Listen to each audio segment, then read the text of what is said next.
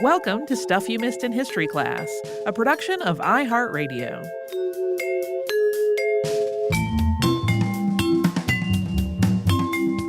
Happy Friday. I'm Tracy V. Wilson.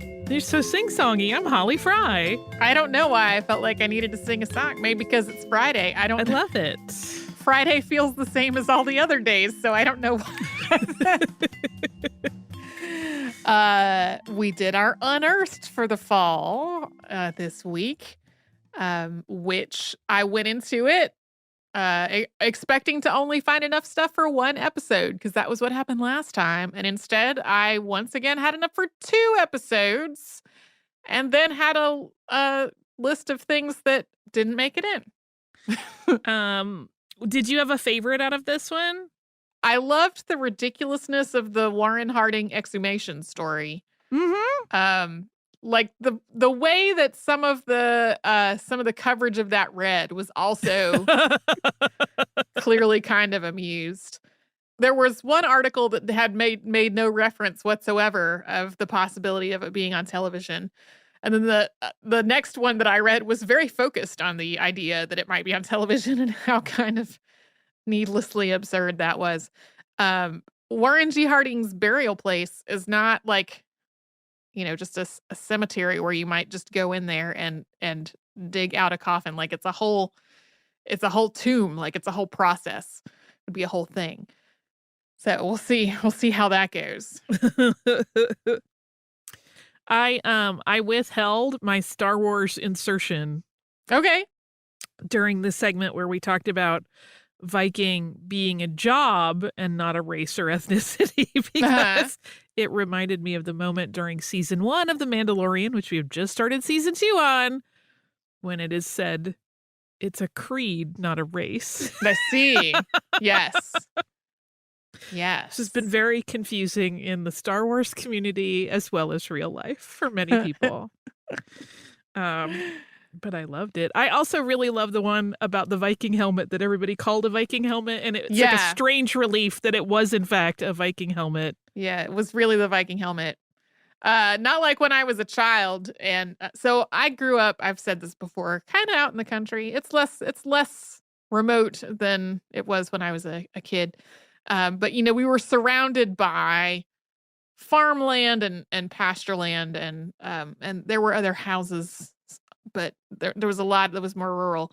And I remember finding a cow skull in the woods and just being sure it was a dinosaur because I was 5. So I'm glad that this Viking helmet was not the cow skull. It's really a dinosaur. Not a dinosaur. Yeah. Well, and that's one of those things, right? I feel like in this case, obviously, it's been tracked in terms of like people calling it the Viking helmet and then them finally doing this.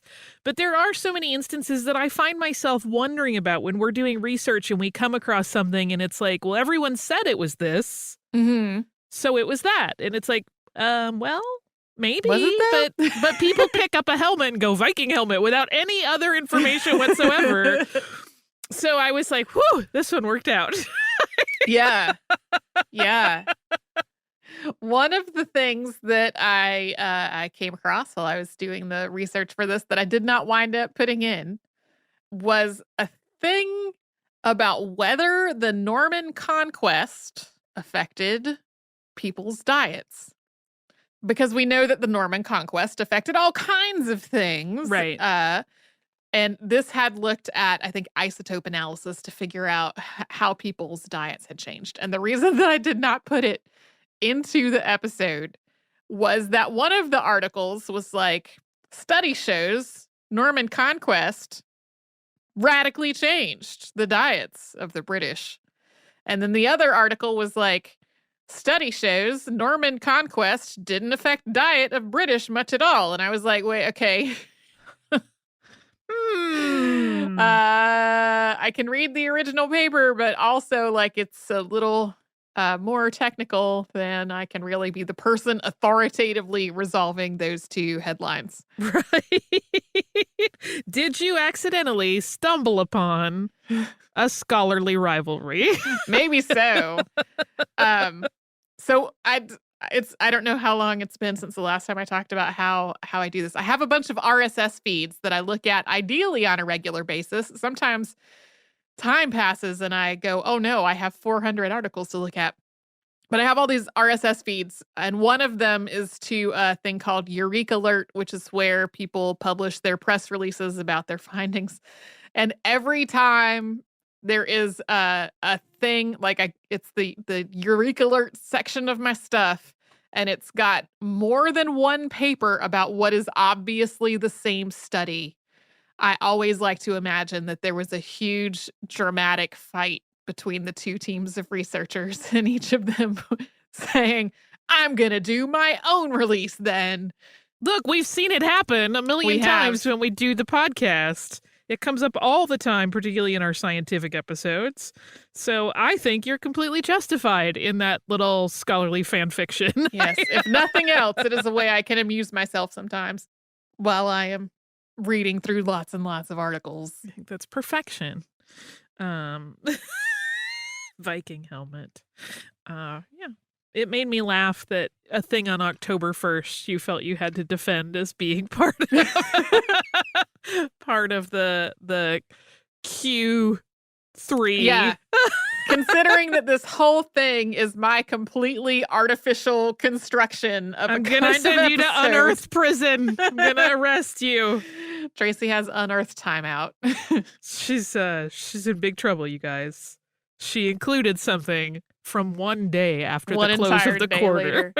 Well, another thing that was funny is that the thing that we ended part 2 with was the latest discovery of a sword in a lake. And literally this morning, there was another article about another sword being pulled out of another lake, but this time by a what appeared to be a small, winsome child. So that gets gets the child discovering the sword. You know, if I ever become like a crazy cajillionaire, I think I'm just going to start planting swords in lakes for future generations.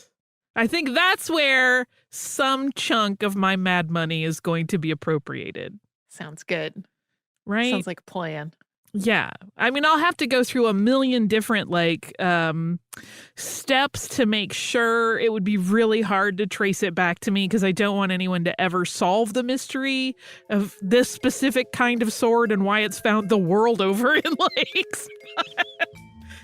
That's my plan if I become a cajillionaire one day. Okay. Sounds good. Sounds like a plan. Seems like a good place to wrap our behind the scenes. I feel like we are a little punchier than usual this week. It's been kind of a time. Whoosh, whoosh. Anyway, yeah, if you'd like to write to us, we're at historypodcast@iHeartRadio.com. We hope you're enjoying the show. Whatever you've got coming up this weekend, I hope it goes well.